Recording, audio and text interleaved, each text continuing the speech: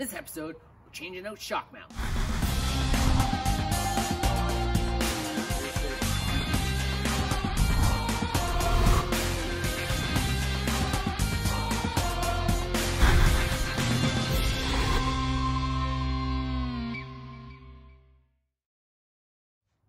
Okay, so the next thing we're going to work on our 1980 Volkswagen Rabbit convertible is we're going to change out these shock mounts. They are both badly worn out. We're getting a little bit of clunking on that side. It's kind of embarrassing, but I'll bring the camera in to show you the current condition of our shock mounts, and then we will get started. Okay, so this is the worst of the two, but you can see it's basically really badly cracked and just basically falling apart. Here's our replacement, nice and new, made in Germany. So first thing we're gonna do is loosen up the wheel nuts, and then we'll jack the car up. We'll get working on getting these out of here.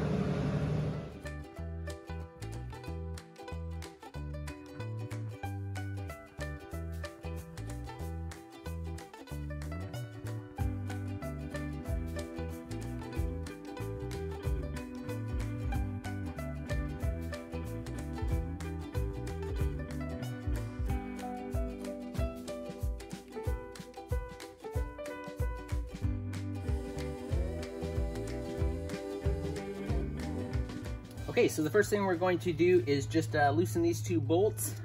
We will pop this brake line out of here, and then we will move up top. So we're going to, I'll probably use an impact on here just to see if we can zip these off, but that shouldn't be too big a deal. I'll let you know what size they are as well. I think they're 17, but I'll double check that.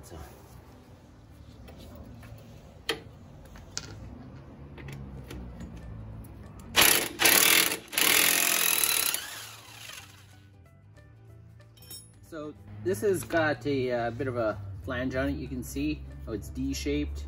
This is to adjust the camber. We need to get an alignment done after we do this anyways, because it was wearing a little off. So we're not going to worry about it too much, but I did scribe a bit of a line there just so we can try to get it back roughly where it was. But like I said, we're going to have to get an alignment done after we're done this anyways. So that's the first bolt out. I will zip that bottom one off, and then we'll move up into the engine bay to continue.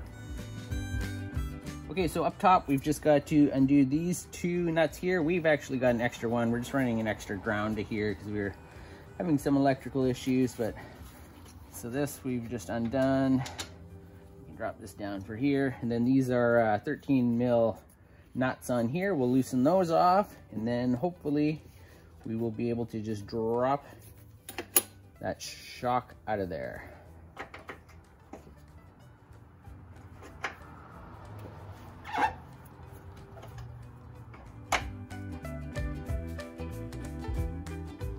Okay, so we've got everything undone.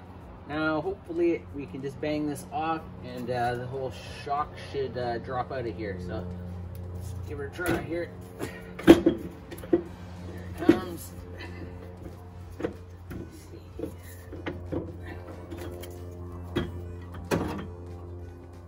Go, and we're out. Okay, so we've got this set up with our spring compressor here. This can be super dangerous, so if you haven't done this before, do some research.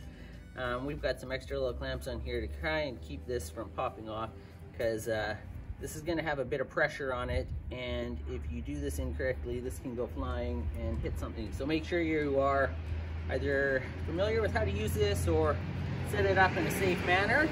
I'm going to use the impact just to bring these in, and then we'll remove the nut here and pull the worn out shock mount off and get the new one put on.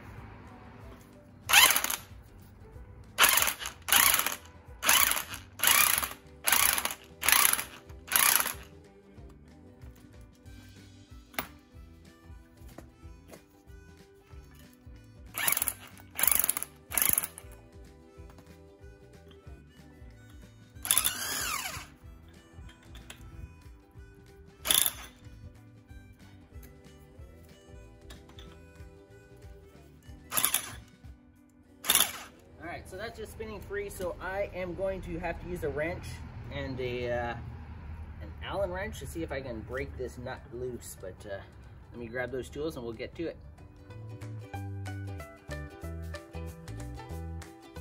Okay, so here's the old shock mount. You can see it's in pretty rough shape. This is the nut off it, which we are going to reuse. Washer, and then this piece was just sitting down inside there, which is not in the new one, so we're just gonna reuse this as well. So as you can see, much of an improvement. We will get this back reinstalled and then back in the car, and then we'll do the other side.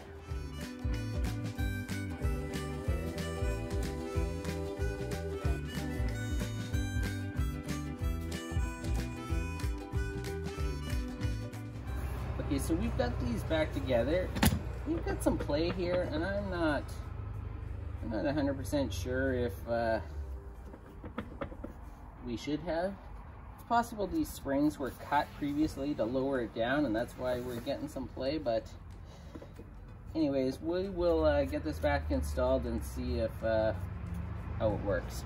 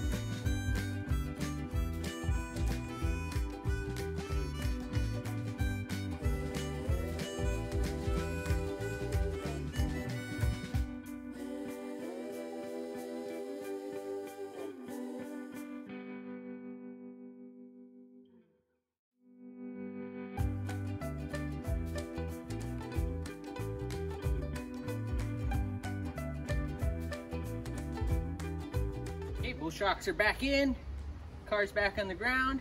I'm gonna go for a quick test drive, but I think we've been successful. As always, if you've enjoyed this video, please like and subscribe. We'll see you next time on Analog Generation.